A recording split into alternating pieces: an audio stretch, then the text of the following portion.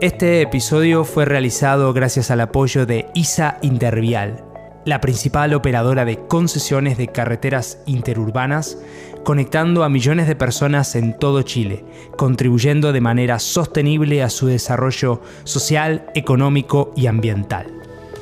Para conocer más acerca de sus proyectos y programas, te invito a ingresar en www.intervialchile.cl. Una vez más, www.intervialchile.cl.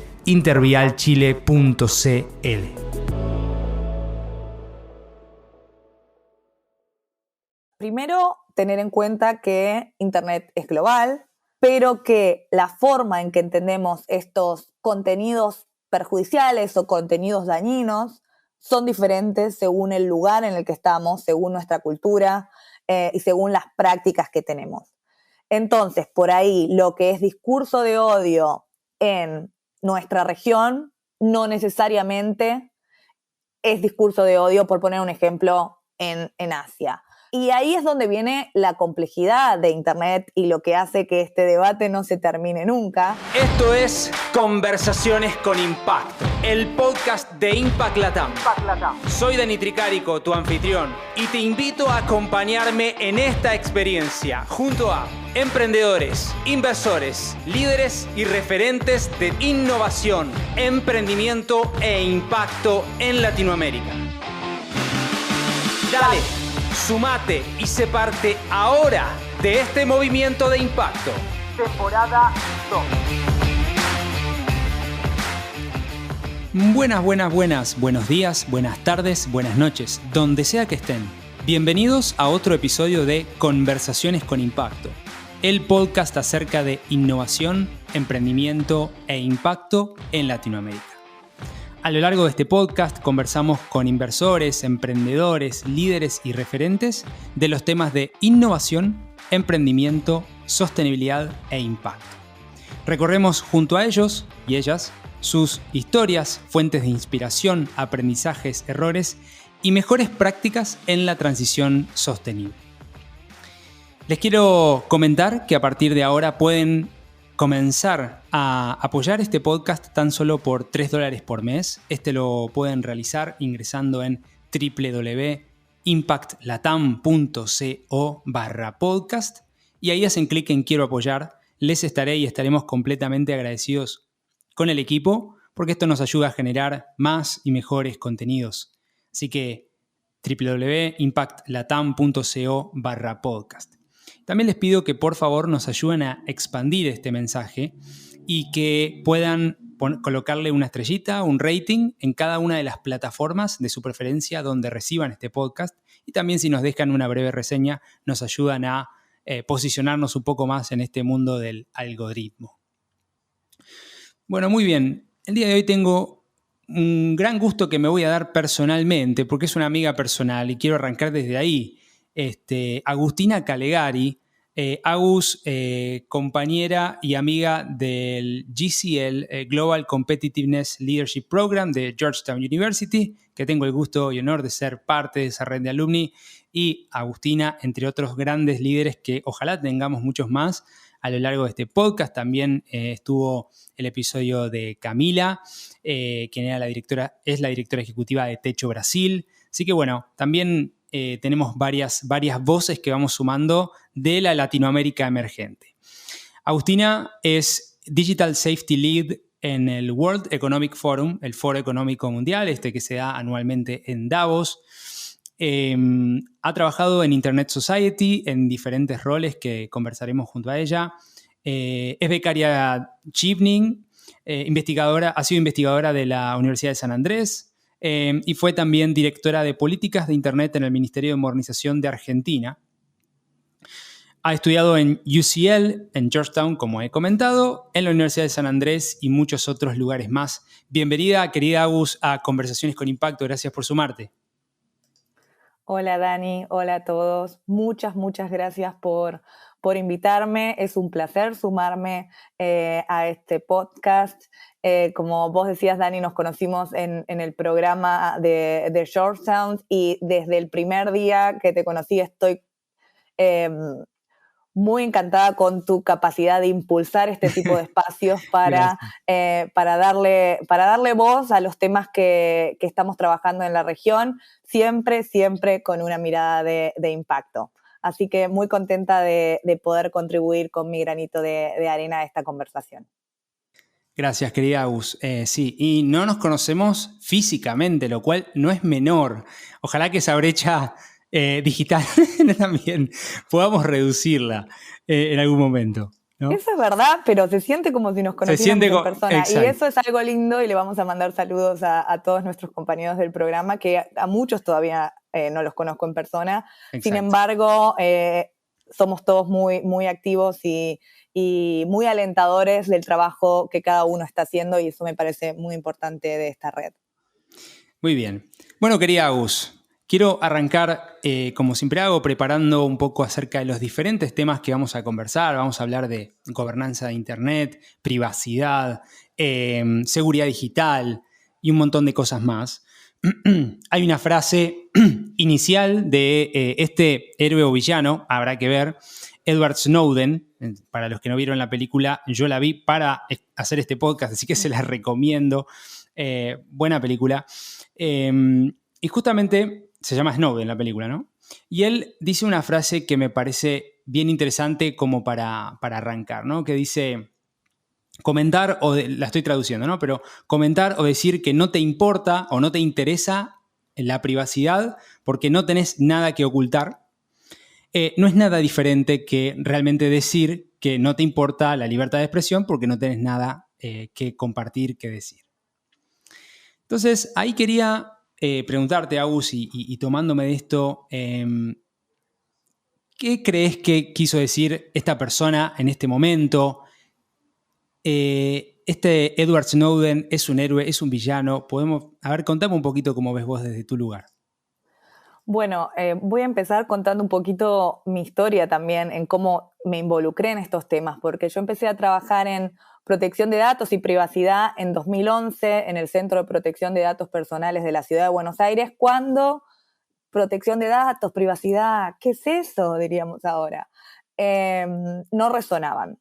Y a los poquitos meses de entrar a trabajar en el Centro de Protección de Datos Personales, Snowden, este héroe o villano, la respuesta estará en cada uno de nosotros, puso sobre la mesa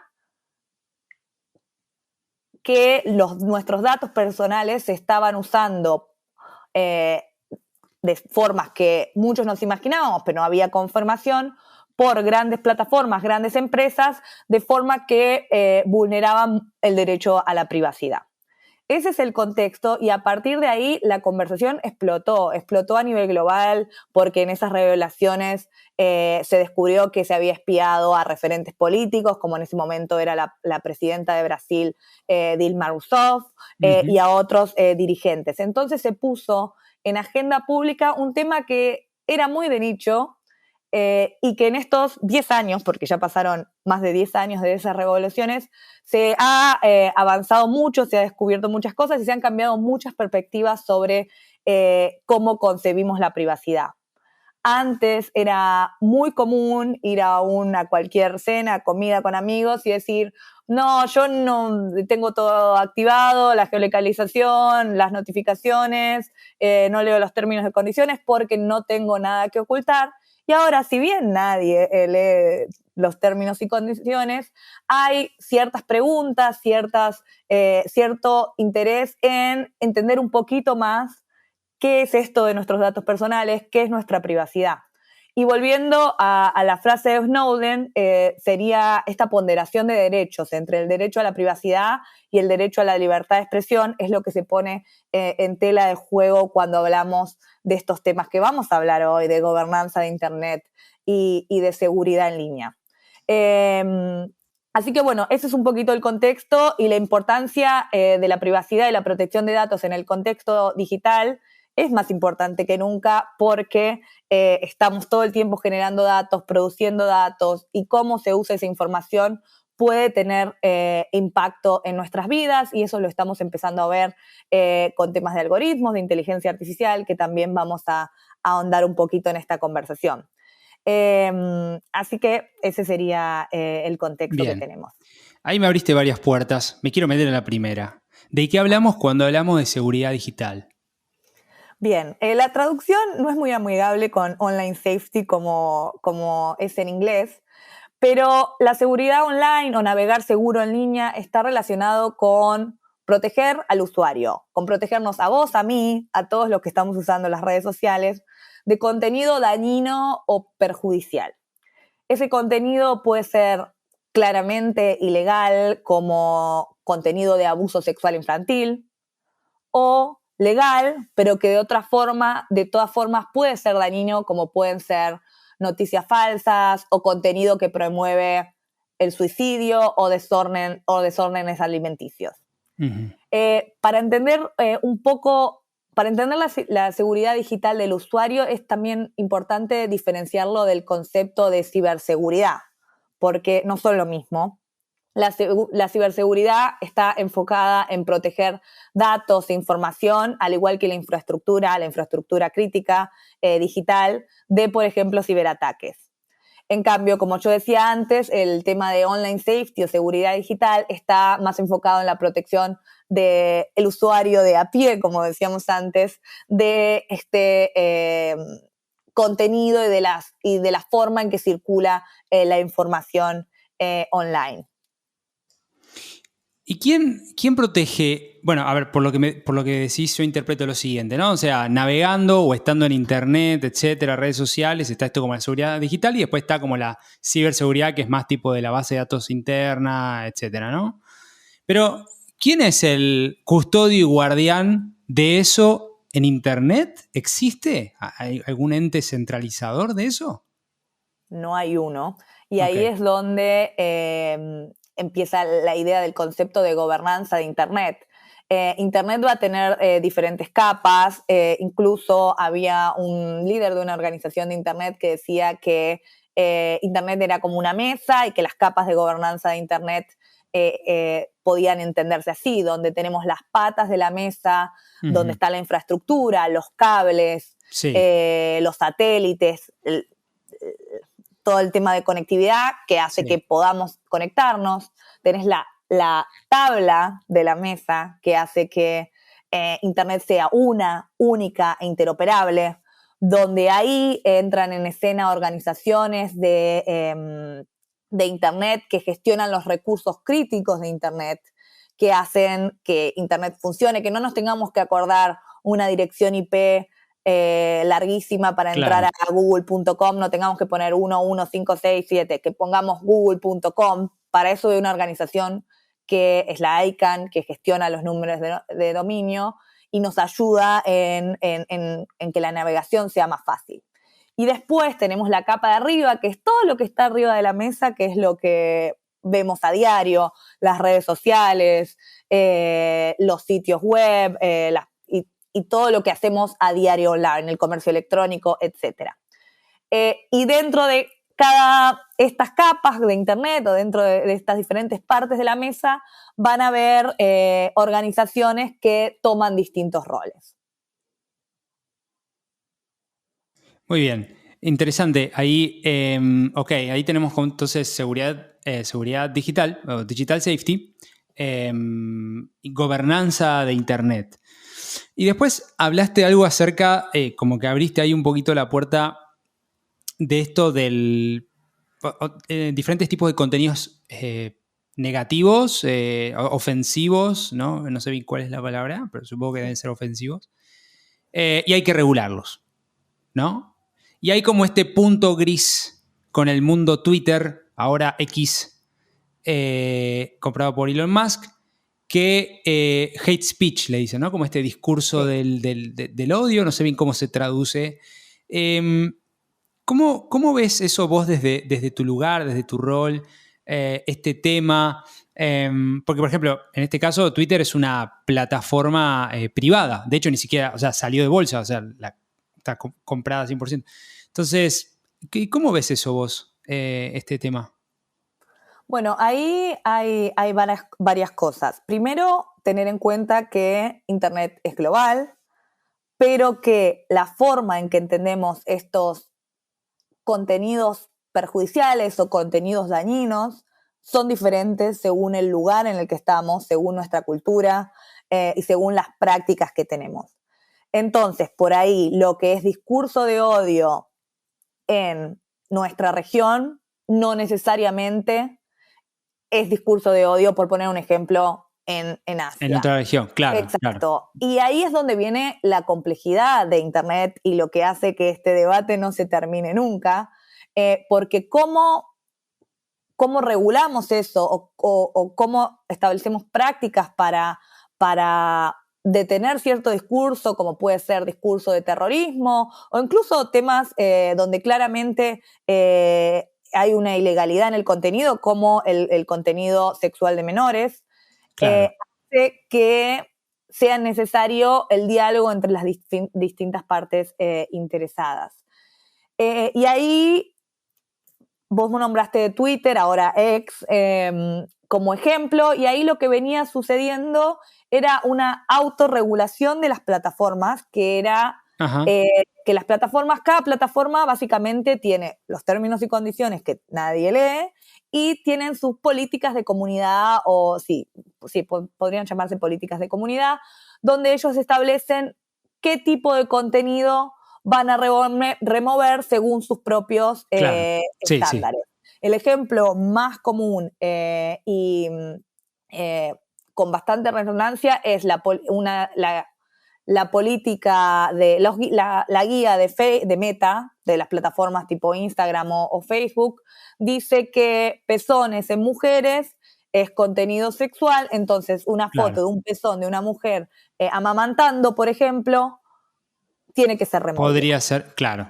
Entonces se han removido un montón de fotos de campañas de lucha contra el cáncer de mama, de lactancia, e incluso ha habido un caso reciente de una persona transgénero que estaba haciendo una campaña para acceder a ciertos beneficios médicos donde el contenido fue removido por mostrar pezones, algo tan simple como eso. Entonces, voy con este ejemplo para mostrar que las plataformas fueron estableciendo sus guías y sus prácticas para esta remoción de contenido, que antes no era tan clara, pero ahora ya es común de que esto sucede. Y en ese sentido, lo que empezó a aparecer en los últimos años, como en Europa y en Reino Unido, y también mucho debate a nivel regional, es la regulación, donde ya empiezan los estados a querer intervenir en cómo se modera el contenido online, estableciendo cuándo se baja de diferente contenido o las formas en las que ese contenido puede ser bajado. Porque, de nuevo, lo que hoy consideramos no sé, contenido, discurso de odio, mañana la cultura cambia y puede ser que no. Y cómo avanzamos en eso sin generar censura. Porque acá el debate va a pasar, y sobre todo en nuestra región, con la importancia que tiene la libertad de expresión en el sistema iberoamericano de derechos humanos, y cómo ponderamos la cuestión de contenido que es legal pero dañino con la libertad de expresión. Y, por ejemplo, hoy mismo, desde la iniciativa que lidero yo en el foro, lanzamos hace no más que 2 horas es primicia. Sí, una tipología de lo que sería daños en línea.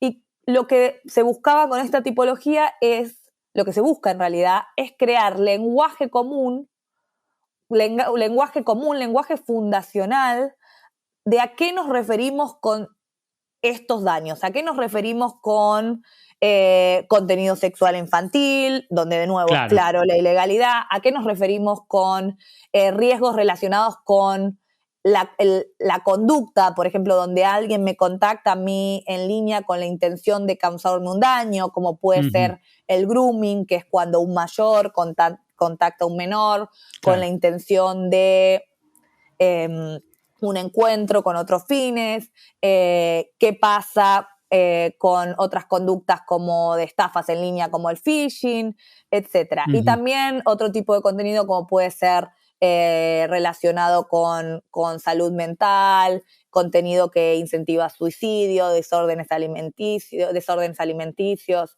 etc. Entonces, básicamente lo que hace esta tipología es poner en escena la problemática, lo que te decía antes, Internet es global, pero los daños pueden ser vistos a nivel local.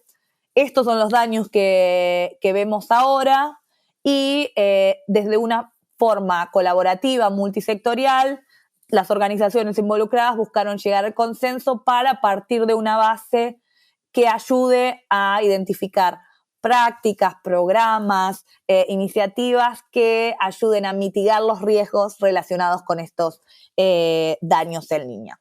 Yo sé que es complejo y que es mucha información, pero un poco para resumir la problemática es lo que te decía antes. Entendemos que Internet es global, pero la forma en que entendemos muchos de las conductas de los que nos pasa en línea es local.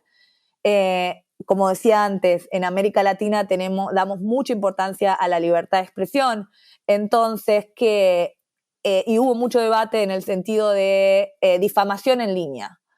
Bueno, difamación en línea es un online harm, un daño en línea, pero si esa difamación fue un político, en nuestra región prevalece la libertad de expresión.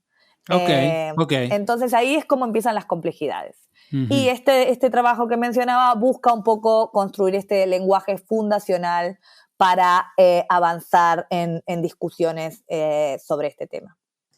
O sea, básicamente lo que hiciste vos con tu equipo y desde el World Economic Forum fue básicamente decir, estas son las tipologías que básicamente esta imagen, estos casos, como buenas prácticas, ¿no? Esto es malo, esto es bueno, digamos, de alguna manera, o directamente esto no, más directamente lo malo, ni siquiera lo bueno, como esto hay que evitar. Caso 1, abuso infantil, terrorismo, ¿no? Como estas cosas... y ahí ponerles como nombres.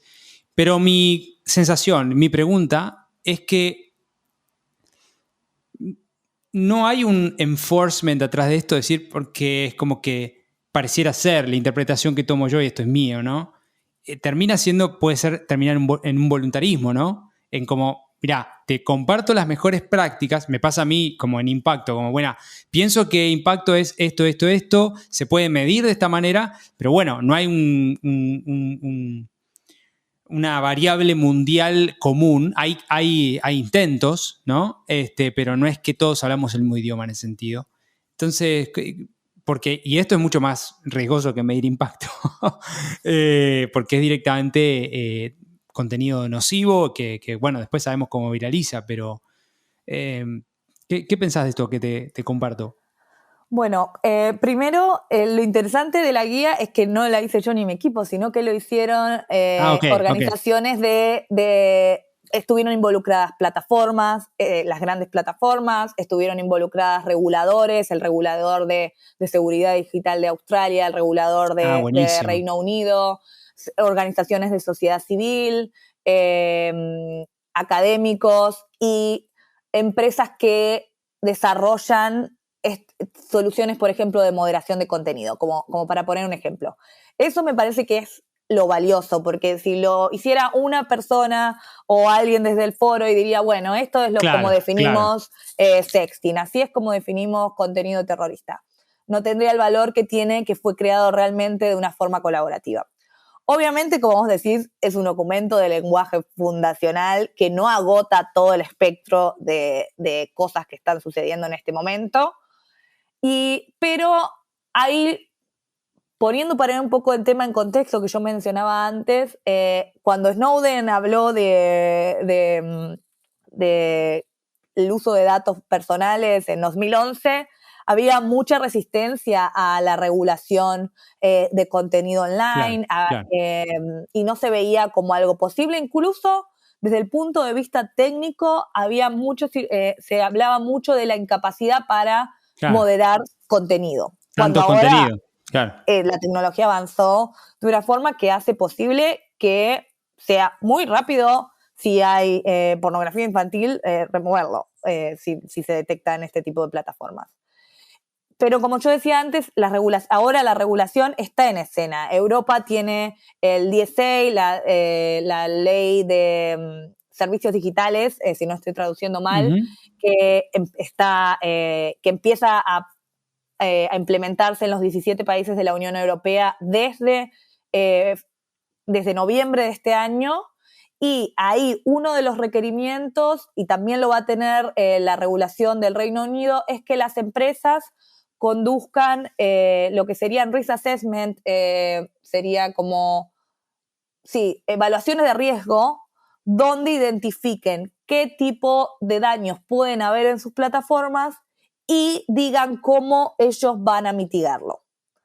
Entonces, ahí entra el enforcement que vos decías, que como yo decía antes, hace unos años era impensado que una Claro, regulación claro. así podría Ujú. entrar. Pero ahora se está cambiando de esta autorregulación que había de las plataformas a una corregulación o regulación por parte de los estados, donde se piden que se pide que se cumpla con ciertos estándares y que a la vez se comparta información sobre cómo se remueve contenido, qué tipo de Ujú. contenido, etcétera. No siempre ha funcionado bien. Por ejemplo, hace unos años había habido un código de discurso de odio, un código de conducta para combatir el discurso de odio en línea, que tenía como indicador el seguimiento que las empresas tenían que hacer en términos cuantitativos de acciones, de cumplimiento, en base al tipo de contenido que removían. Ujú. Pero eso no fue claro, entonces como resultado se terminó vulnerando la libertad de expresión porque se bajaba por ahí Contenido contenido que nada que ver. Sí. que nada que ver, Sí, exactamente. sí. Y hoy está un poco esa sensación, ¿no? De que muchas veces, bueno, hay de todo. Yo creo que en algún momento el spamming tiene que entrar acá, porque para mí tanto, o sea, que también genera un daño, pero bueno, quizás no es tan evidente obviamente con estas problemáticas, pero para mí lo es, bueno, desde el llamado por teléfono, eso no estamos hablando de eso, pero Sí. llevándolo a redes sociales, desde, o sea, empresa, LinkedIn, hoy que es como la fuente de spam número uno, hay un tema ahí de breach, o sea, de falta de resguardo. A mí me llegan correos que dónde lo sacaron, ¿viste? De mi mail y hay un tema ahí no menor. Agus, me quiero meter en otro tema, que es un poquito acerca de, si me puedes compartir y compartir con la audiencia, acerca del World Economic Forum, ¿no? ¿Qué es el Foro Económico Mundial? ¿Cuál es su rol? Y un poquito contarnos acerca del trabajo que realizan desde tu área, que como comentaba, Digital Safety Lead, o la parte Digital Safety, a ver, que quizá estaría bueno entender un poquito más qué hacen. Bien, bueno, primero voy a decir que soy bastante nueva en el foro, es mi tercer mes, así que voy a hacer lo posible para compartir de la forma más clara todo el conocimiento que he absorbido cual esponja en estos 3 meses. Básicamente, el Foro Económico Mundial es una organización internacional para la cooperación público-privada y es básicamente una plataforma que busca reunir a líderes políticos, de empresas culturales y de la sociedad en general para discutir los temas más urgentes y relevantes en la agenda global, que puede ir desde temas digitales, como que te estoy contando hoy, hasta temas de cambio climático, Claro. Ujú. desarrollo espacial, seguridad e higiene, industria financiera, no sé, todos los temas o casi muchos de los temas que podemos pensar tienen discusión dentro del foro. Y básicamente es una organización sin fines de lucro que fue creado en la década de los 70 y que tiene la sede central en Suiza. Y se caracteriza por ser independiente, imparcial en los temas que trata. Entonces, por ejemplo, si te tomo el tema de seguridad digital o de Digital Safety, que es la iniciativa que yo lidero, lo que se busca es juntar a todas las organizaciones que que tienen impacto, ya que hablamos de impacto en el ecosistema, como las plataformas, los gobiernos, los reguladores, sociedad civil y academia, juntarlas para que tengan las conversaciones y produzcan documentos, resultados que puedan avanzar en estos temas. Y por ejemplo, la iniciativa que yo lidero, que es la Coalición Global para la Seguridad en Línea, tiene más de 40 miembros, todos muy activos, muy, como se dice en inglés, hands-on de hacer, y ya lleva lanzados varios documentos que se utilizan para informar decisiones de organizaciones, de empresas y de consultas internacionales, como pueden ser los principios de seguridad en línea que se lanzaron a principio de año, un reporte de cómo conducir estos reportes de evaluación de riesgos que empiezan a ser un requerimiento legal, y, como te decía hoy, la tipología de online harms. Entonces, los temas básicamente que se están trabajando son estas prácticas, buenas prácticas, soluciones para hacer el ecosistema digital más seguro para el usuario. Y ahí empiezan a aparecer diferentes temas como moderación de contenido, a qué nos referimos con online harms, las soluciones que pueden aparecer para muchos de estos temas, como puede ser temas de, no sé, tener prácticas de safety by design, o cómo se va a usar la inteligencia artificial para, no sé, moderar contenido o posiblemente informar de dónde salió un contenido si lo ponemos en escena del tema de fake news o de desinformación. Y de nuevo, se trabaja de esta forma colaborativa, multisectorial, para poder tener discusiones que tengan a todos los actores para tener todas las perspectivas. Y ahí es donde aparece el tema de gobernanza de Internet, que es básicamente eso, tener a todos los actores, a todas las partes involucradas en una mesa para avanzar y tomar decisiones que ayuden al tema, básicamente. Y algunos de los miembros son, que vos hablás de gobiernos, ¿no? Gobiernos, empresas. ¿Puedes mencionar algunos? Que quizás está bueno para... Sí, están en la página.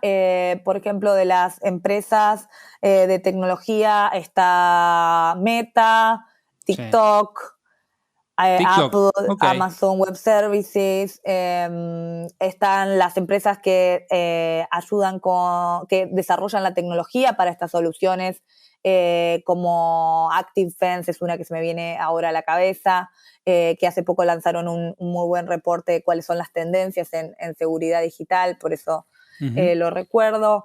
Tenemos universidades como Stanford y el Oxford Internet Institute, organizaciones de sociedad civil como Global Digital Partners, gobiernos como el de Bélgica, Singapur, que también tiene, que acaban de aprobar una regulación, una ley de seguridad digital, los reguladores de Australia y de Reino Unido, y me estoy olvidando muchos, pero... ¿Y Latinoamérica hay algo?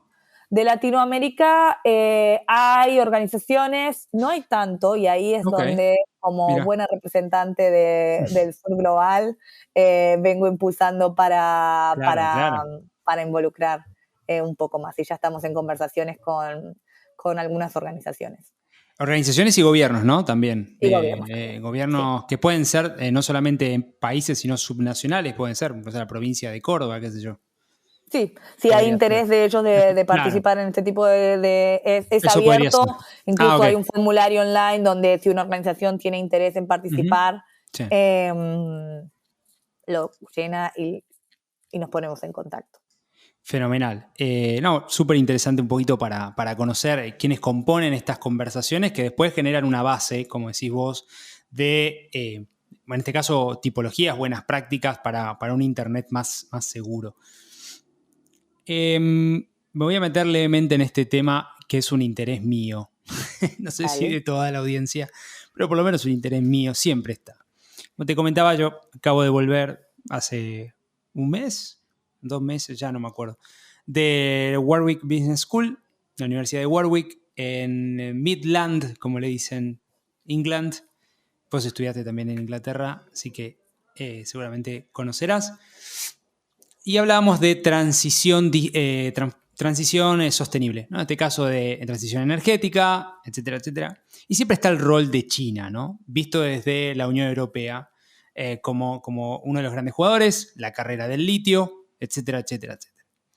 Entonces, escuchando lo que vos decís, hablabas de TikTok, que TikTok siguen siendo de una empresa china inicialmente, ¿no? Aunque también tiene representatividad, pero en Estados Unidos. Pero generalmente pareciera ser que muchas de las normas de estas tipologías en algunos casos ciberseguridad, en algunos casos protección de datos, de Occidente no aplican en ciertos lugares, ¿no? Por favor, refrendame si es así esto y ¿qué interacción están teniendo con, por ejemplo, China o Asia en general respecto a estos temas? Bueno, ahí, primero para poner un poco en contexto de la conversación que veníamos teniendo sobre gobernanza de Internet, la forma en que Internet se compone por las distintas capas, la infraestructura de Internet, todo eso para China no aplica directamente porque China tiene su propia Internet, lo podríamos llamar. Y esto es un tema que trabaja mucho la organización que yo trabajaba antes, Internet Society, en el sentido de esta fragmentación de Internet, donde Internet deja de ser una Internet con mayúscula, donde todos los nodos están conectados y permiten la conectividad global, a la generación de Internet con minúscula que están suscritas a un territorio. Y China viene así desde el principio y tiene lo que se llama la muralla china de Internet, el Internet Firewall, donde tienen sus propias reglas, básicamente, incluso no tienen WhatsApp, tienen otras aplicaciones, tienen un sistema de reconocimiento facial, WeChat, ¿no? Sí, exacto, claro. Es diferente. Entonces, muchas de estas conversaciones no aplican directamente a el caso de China, que habría que estudiarlo particularmente. Sí, a nivel geopolítica, China tiene un rol importantísimo en el desarrollo de tecnología, claramente, y en cómo juega el juego de la gobernanza de Internet, podría decir, con mostrar que una Internet circunscripta a un territorio nacional es posible. Incluso en muchos foros internacionales su postulado es intentar cambiar cómo funcionan algunos de los recursos críticos de Internet para que tengan mayor control del Estado. Que lo que yo decía antes es que gobernanza de Internet es esta idea de que todos los actores del ecosistema tienen un rol para jugar y que la coordinación de los recursos críticos de Internet funciona gracias a ciertas organizaciones independientes y países como China quieren cambiar cómo se gestionan esos recursos de Internet para que tengan más presencia el Estado. Entonces tenemos básicamente dos conversaciones, esta de la infraestructura de Internet y el lugar que tienen los gobiernos, donde China quiere más presencia de los gobiernos o incluso una gestión totalmente gubernamental, con el tema de seguridad digital, donde en China claramente la concepción de seguridad digital es totalmente diferente. Así que ese es un poco, son las dos variables que veo en base a China. Y gracias por compartirlos, ¿verdad? Me había olvidado de esa Great Wall of China. Sí, Great Wall, sí, Firewall le dicen, sí, Great Firewall, no sé, en fin. Bueno, 1.4 billones de personas no es menor. No, entonces, claro, que pueden tener un internet propio. Muy bien, estamos hablando con Agustina Calegari, Digital Safety Lead del World Economic Forum.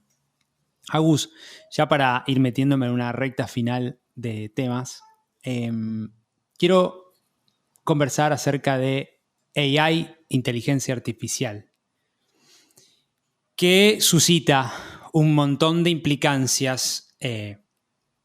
ChatGPT, ChatGPT, por supuesto, y otras soluciones que hay para el uso de datos, ¿no? De database, ¿no?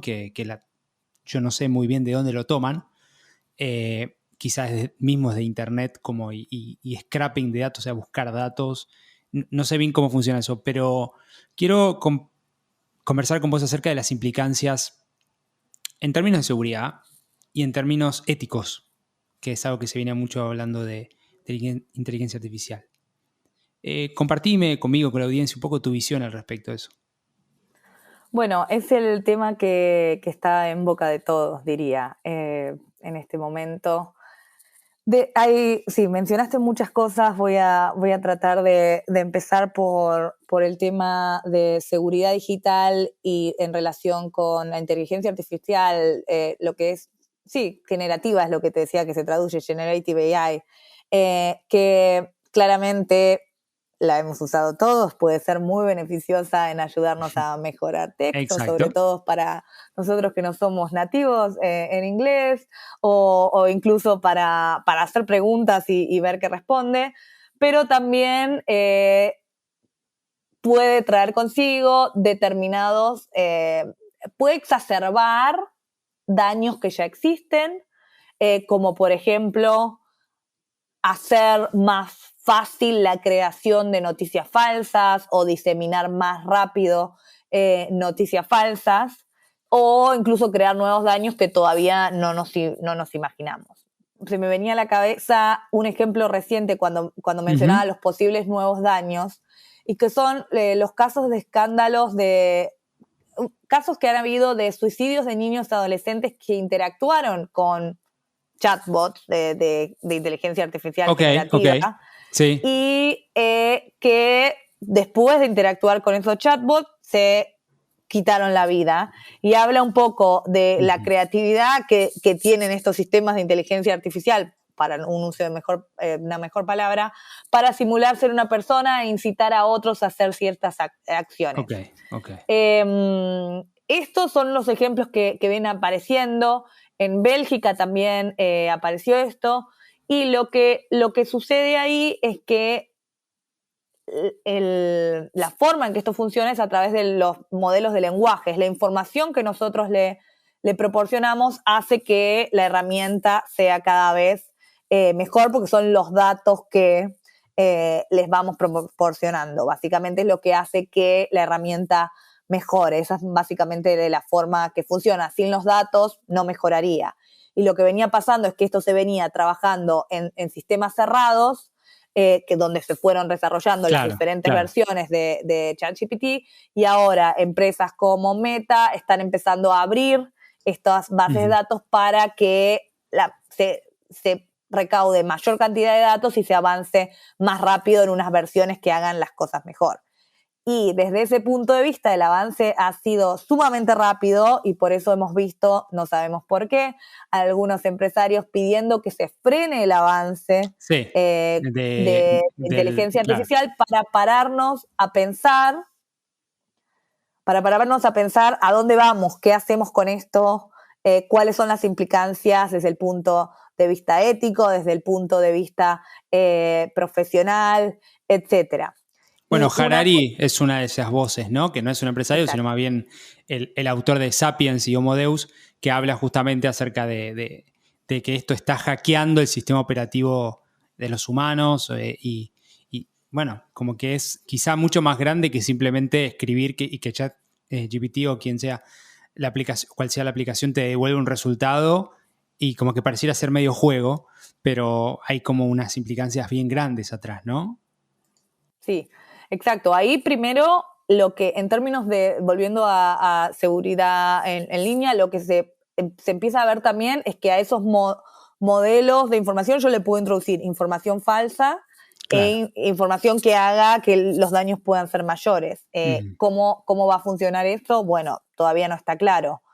También está el tema de los algoritmos que que están mencionados, por ejemplo, en la tipología que yo decía antes, que muchas de las decisiones se van a tomar basadas en algoritmos y de la información que esos algoritmos tienen sobre nosotros, volviendo a por qué nos debería importar nuestra privacidad. Bueno, un crédito, un acceso a una escuela, una aceptación a escuela puede ser determinado por información que un algoritmo tiene, y eso puede generar discriminación. Y eso ya está visto como un harm, como un posible daño, perdón. Entonces, Bien. volviendo al tema ético, hay muchas más preguntas que respuestas en términos de hacia dónde vamos y qué queremos de todo esto.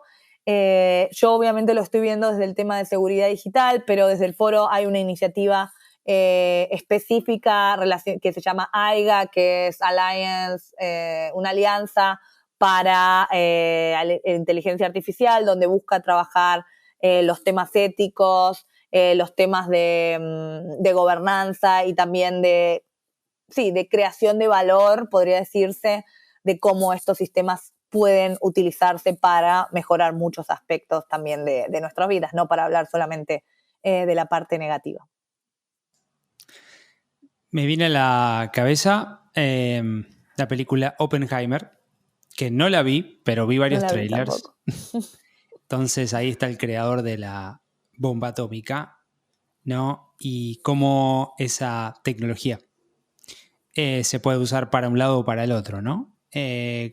No sé si tiene la misma potencialidad, quizá desde otro lugar, pero la inteligencia artificial, naturalmente, es importante ese espacio, como decís vos, de repensar.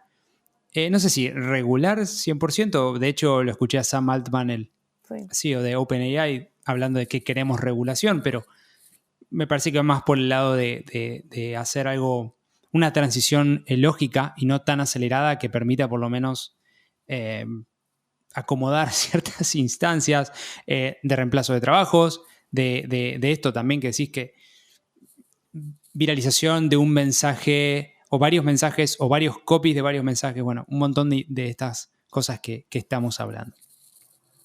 Bien, ahí voy a tomar una cosa que dijiste que me gusta mucho para pensar en términos para pensar las tecnologías, no solo inteligencia artificial, sino la técnica en general, que el otro día recordaba con un amigo que vimos mucho en la clase de filosofía de la técnica en sociales cuando estudiaba comunicación, que es esta idea que la usamos todos y la escribo en reportes, que es, bueno, la tecnología puede ser buena o mala según cómo la usemos.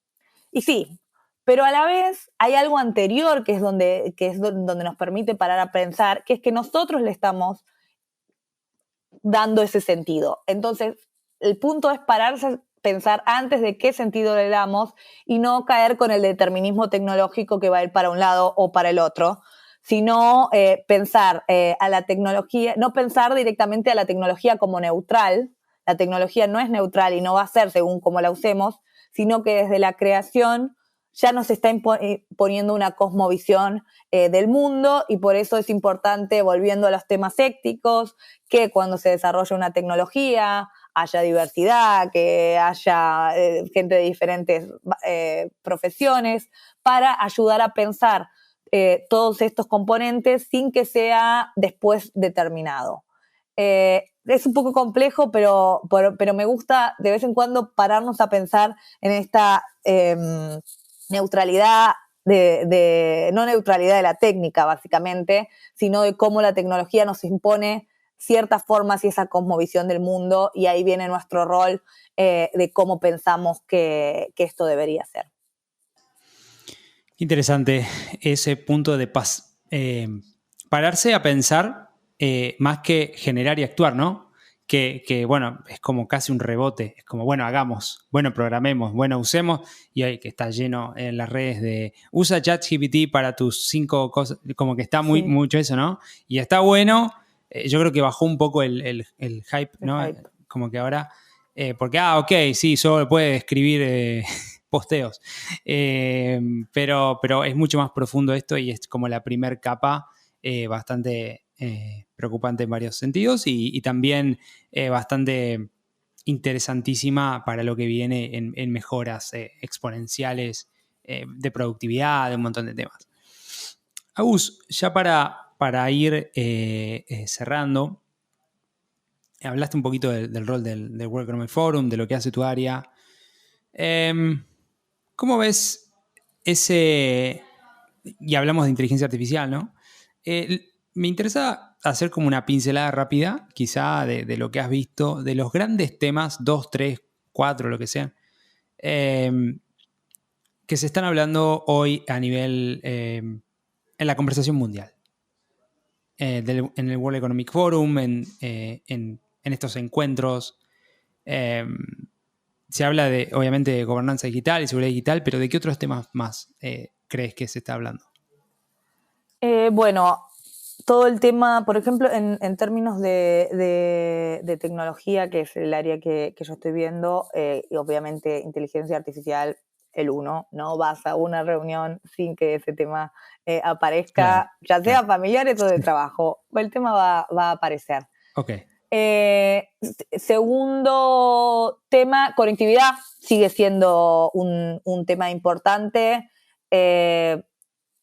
Hay todavía 1/3 de la población mundial, casi 3 billones de personas que no tienen acceso, nosotros lo damos por sentado, pero todavía 1/3 de la población, y lo resalto, no tiene acceso a Internet. Y la mayoría de esas personas están en áreas de difícil acceso. El trabajo fácil ya se hizo. Ahora falta conectar a esas personas en zonas rurales, con menos recursos, claro. Y hay mucha discusión sobre eso en términos de satelital, banda ancha, acceso móvil, etc. Pero si bien, de nuevo, nosotros, todos que escuchamos este podcast, tenemos acceso a diario y usamos muchísimas horas por día Internet, claro. y las redes sociales, incluso la pandemia nos mostró la importancia, es algo que en muchos lugares del mundo es todavía un lujo. Entonces me parece importante no olvidarse de eso. Y después, totalmente opuesto al tema de conectividad en zonas rurales, todavía queda 1/3 del planeta por conectar, viene el tema del metaverso, que también tuvo su hype. Sí, el año pasado, digamos, ahora con Apple. Claro. Bueno, que Apple revivió básicamente el hype. Viene, o sea, bueno, ahí viste, no viene desarrollándose de la forma que se esperaba. El metaverso es básicamente Internet, inteligencia artificial y plataforma con mucho componente de videojuego. No sé si alguno ha tenido la oportunidad de probarlo. Tipo juego de rol. Claro, yo que no soy gamer, a mí me resultaba extraño. Pero los temas de cómo se va a usar, cuál es la propuesta de valor, qué tiene el metaverso para ofrecernos, en términos educativos, en términos de relaciones, en términos de negocio también, es algo que todavía se está discutiendo. Creo que con el dispositivo que lanzó Apple lo volvieron a poner en términos de dispositivo de nuevo en la conversación. Sin embargo, y siendo contrario a mi argumento de todas las personas del mundo que no tienen acceso, ¿quién tiene acceso a ese dispositivo? Bueno, ahí están los early adopters, eso, pero todavía el costo de acceso, todo eso es muy caro y no se sabe cuándo va a bajar y si va a poder ser si va a poder ser masivo. Y también obviamente vienen temas de conectividad, qué banda de espectro va a usar el metaverso, y temas de, volviendo a seguridad digital, de seguridad. Ya ha habido temas de acoso en el metaverso, cómo eso va a ser tratado, cuáles son los nuevos riesgos que el metaverso puede traer. Son algunos de los temas que trabajamos en conjunto con la iniciativa que lleva ese tema. Perfecto. Bueno, buenísimo. No esperaba escuchar al metaverso nuevamente tan rápidamente. Pero sí, como que hubo un revival. Vamos a ver qué pasa con estas tecnologías emergentes y muchas otras más que hay. Bien interesante eso que decís. Bien, Agus, creo que cubrimos varias cosas. Parece un buen lugar para dejar por lo menos esta primera quizá de varias conversaciones.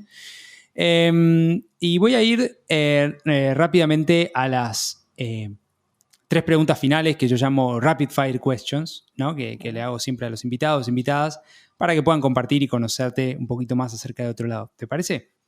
Bien, vamos. Bueno, muy bien. Ahí va. Si tuvieses que regalarle un libro, serie o película a otra persona, ¿cuál sería y por qué? Puede ser de este tema o de otros.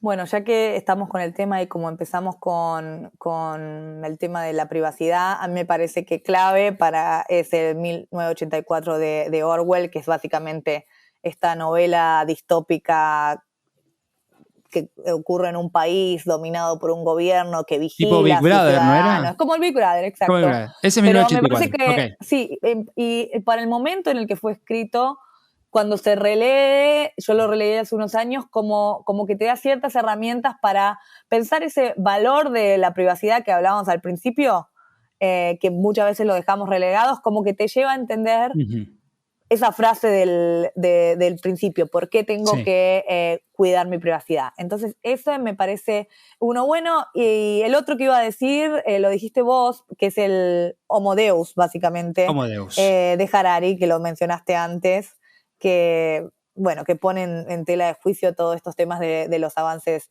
tecnológicos. Y me parece súper interesante. El También, primero, sí. y Homo Deus el segundo, que creo que tiene más, muchas más, pero bueno, como ¿no? Esos dos. Sí, exacto. Y ya que estamos de chapa, voy a tirar una serie que vi hace poco, que está en Netflix, que es sobre Spotify. Ah, sí, muy buena. No sé si ya la vieron, pero a mí lo que me pareció interesante, además de la historia, es cómo fue cambiando el discurso en términos de nosotros como usuarios pagando para acceder a contenido que accedíamos pirata, que nos bajábamos los torrents, los que somos de nuestra generación, creo que somos y también de la misma. Yo soy de más atrás, que es el Casares. El Casares, ay, sí. Todas esas vintage, pero emul. Esto revela la edad que tenemos, pero claramente era un momento en que, bueno, yo tengo toda esta disposición en internet, y como usuaria puedo hacerlo, ¿por qué pagaría? Pero la forma en que la plataforma se fue creando, el modelo de negocios detrás de esto y la simplificación hizo que quien no paga ahora la membresía. Y me pareció interesante para pensarlo en esa perspectiva. Sí. No me acuerdo el nombre, pero creo que se llama Spotify, ¿no? Ah, The Playlist. The Playlist. Sí. Entonces ahí tenemos esos los libros y la serie. La vamos a dejar en los links de este episodio para aquellos que quieran hacer un doble clic ahí y ver un poquito más de estas recomendaciones de Agus. Bien, paso a la segunda. Si tuvieras que darte un consejo a vos misma cuando tenías 15 años, eras adolescente, ¿cuál sería? Puede ser una frase, puede ser. Esa es difícil. Yo creo que me diría a mí misma que todo tiene un tiempo, que no hay que apurarse, porque yo desde chica hacía muchas cosas y todavía hago muchas cosas al mismo tiempo, y básicamente corría una carrera contra mí misma que nunca iba a ganar.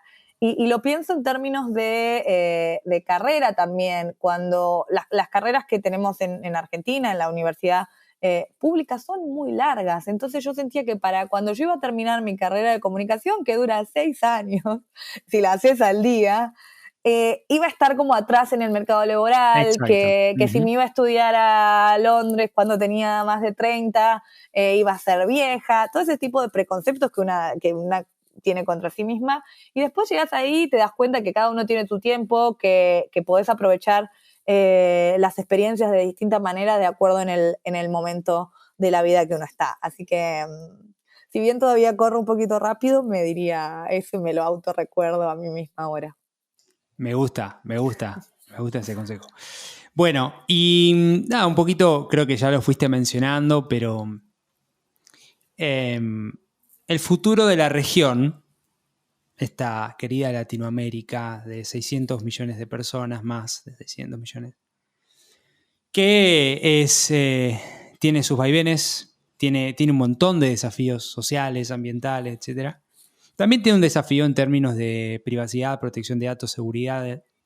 y por lo que vos decís, faltan actores de Latinoamérica en esa conversación, ¿no? Entonces, ¿cómo ves el futuro de Latinoamérica referido a estos temas en los próximos años? ¿Crees que es algo que se va a poder poner al día? ¿Cómo lo ves?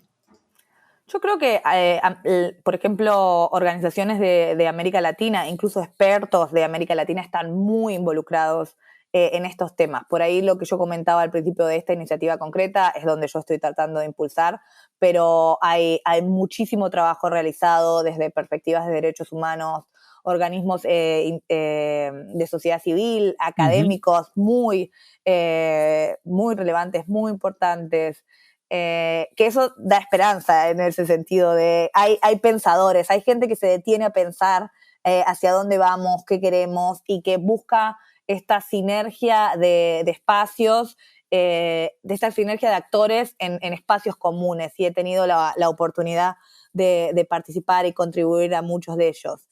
Así que eso me da esperanza, y a mí lo que me parece interesante es explorar cómo desde nuestro lugar, desde nuestra región, podemos incidir o cambiar las reglas a nivel global.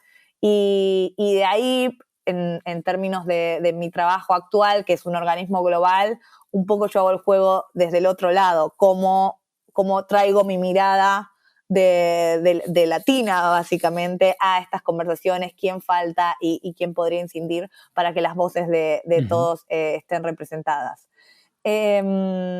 Así que, bueno, tenemos muchos desafíos y a veces es difícil ser positiva, pero creo que, y lo vimos en nuestro programa también de GCL, volviendo a tirarnos flores a nosotros mismos, el poder de la gente, del sentido de comunidad que tenemos en la región, es lo que me hace ser positiva. Muy bien. Muy bien, querida Agus. ¿Crees que hay algo más para compartir que quieras decir antes de cerrar un poco esta conversación? No, creo que nada más, básicamente agradecerte a vos una vez más por impulsar este tipo de espacios, por el empuje y por seguir trabajando para construir una, ¿cómo lo había llamado en el trabajo que hiciste? Una América Latina más... una Latinoamérica inclusiva, regenerativa y sostenible. Y con eso y obviamente más segura en internet, claro. Claramente, también. También. Bueno, muy bien, queridísima Agus. Esta no será la última vez que conversaremos. Te quiero agradecer por el espacio, por tu tiempo. La verdad que sos una gran profesional.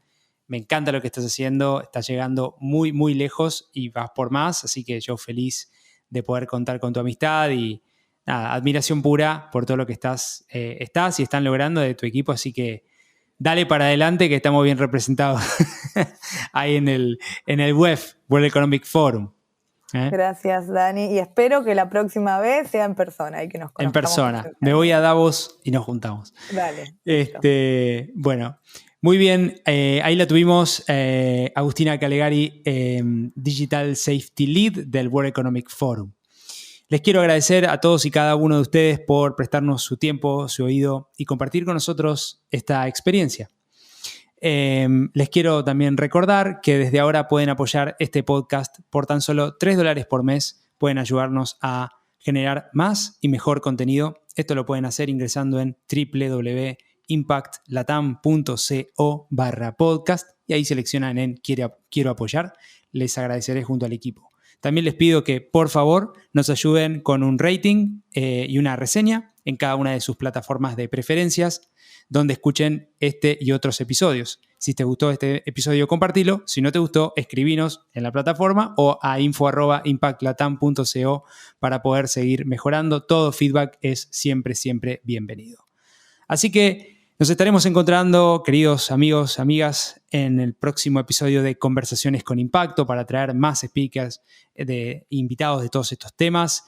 Les doy un gran abrazo y, como siempre digo, donde sea que estén, buenos días, buenas tardes y buenas noches. Muchas gracias por sumarte a este nuevo capítulo de Conversaciones con Impacto. Te invito a sumarte a esta comunidad de hacedores que está cambiando el mundo. Ingresá ahora en www.impactlatam.co. Sumate y sé parte ahora de este cambio. www.impactlatam.co